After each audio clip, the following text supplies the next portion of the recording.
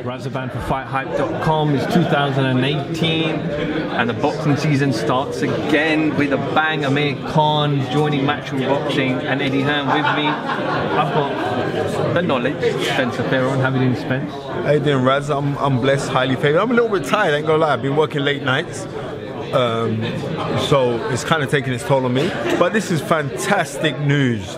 Don't let nobody fool you and say it's not fantastic news. It's absolutely fantastic news because you heard when I put on Amir last year a little bit. You know what I mean? Yeah. But Amir's my boy, don't get twisted. It's like, it's what I'm saying, we say that I love, but... And he's saying, being real. I'm being real. And he's like, right, I'm being real too. Boom, I've signed with Eddie Hearn. And now that it's happened, you know, it's inevitable that those two will end up fighting each other. But it's just nice to see Amir Khan fight back on British soil. And that, I think that's needed. That we need Amir Khan to be fighting on British soil. He's a Brit. You know what I mean? He fought so amiably when he went to the Olympics as a 17-year-old. Do you understand? So, you know what I mean? And came out short against Kinderland, who was superb. And then remember, he fought Kinderland again and he beat Kinderland. So these are the things that we're saying, right, this is beautiful. You know what I mean? This is really, really good. Did it shock you? No, not at all. Because this is what I'm trying to say to you. This is a business, right? And you have to say fair play to Matchroom, fair play to Eddie Hearn, because they're about trying to deliver the big fights in the UK.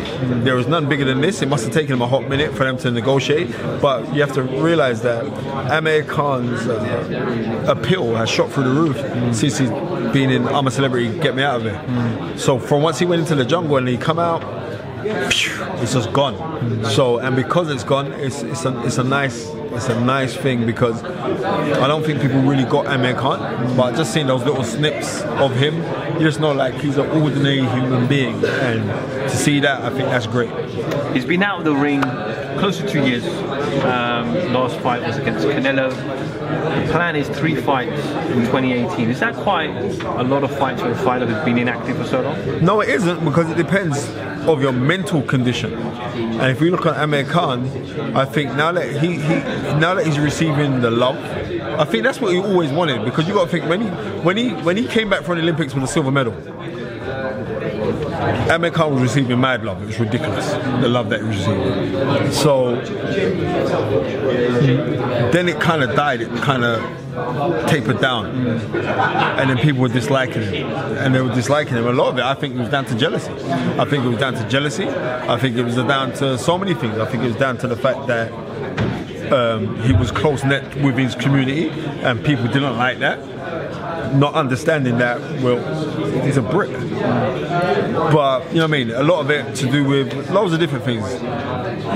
But now, when people got to see him, they said, well, this guy's really nice. And because of that, you got to go with a guy who's going to promote fights. And Eddie Hearn ain't going to try and throw you rubbish, because he knows what the end goal is meant to be.